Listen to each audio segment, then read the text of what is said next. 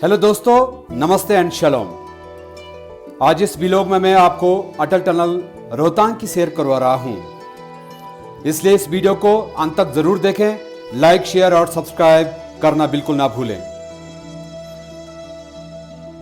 जैसे ही हम सोलांग पहुंचे, सबसे पहला हमारा मेडिकल चेकअप हुआ और अपने डिटेल को शेयर करने के बाद बखूबी अनुमति लेकर ही हम टनल की पहली झलक पाने के लिए चल पड़े। हमारे लिए यह पल कुछ खास था, क्योंकि अभी तक ऑफिशियली टनल लोगों के लिए खुला नहीं है। सितंबर महीने के अंत तक शायद पूर्ण रूप से यह टनल सबके लिए खोल दिया जाएगा। ओपनिंग से पहले ही सुरंग के रास्ते लाहौल घाटी में प्रवेश करने का अवसर मिलना एक यादगार पल था। इस सुरंग को पूरे एशिया में एक विशेष दर्जा मिला है।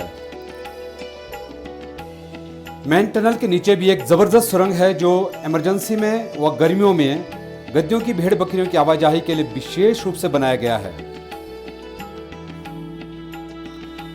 मुझे कुछ वर्षों पहले भी इस टनल से अंदर आने का मौका मिला था, जब सरी नाला एक बड़ी चुनौती बनकर इंजीनियरिंग को टक्कर दे रही थी और हमारे होनहार इंजीनियर ने बगैर हार माने इस परीक्षा को भी पास किया और सफलता ने उनके साथ साथ पूरे देश का मान भी बढ़ाया है।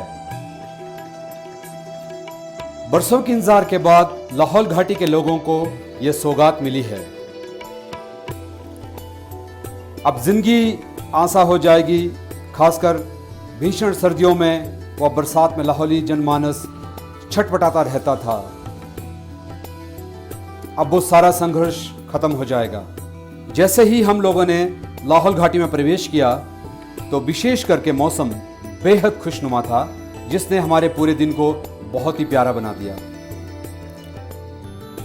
कुछ पलों की मस्ती और इस एहसास को लेते हुए कि हम कितने खुशकिस्मत हैं कि हमें यह मौका मिला है इस सुंदर से कुदरत के नज़ारे को निहारने के लिए, और हम अपनी व्यस्तता में कुछ समय निकाल करके इस कुदरत की सुंदरता को देखने के लिए आए हैं। आज प्रत्येक लाहौली की जिंदगी काफ़ी आसान हो चुकी है।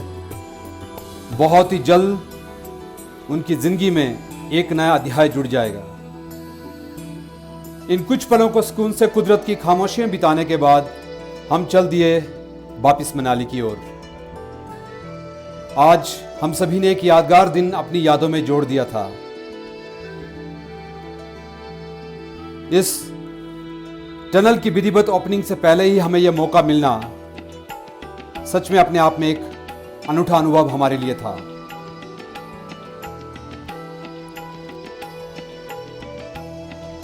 और मौसम का खुशनुमा होना हम सब के लिए किसी तोहफे से कम नहीं था।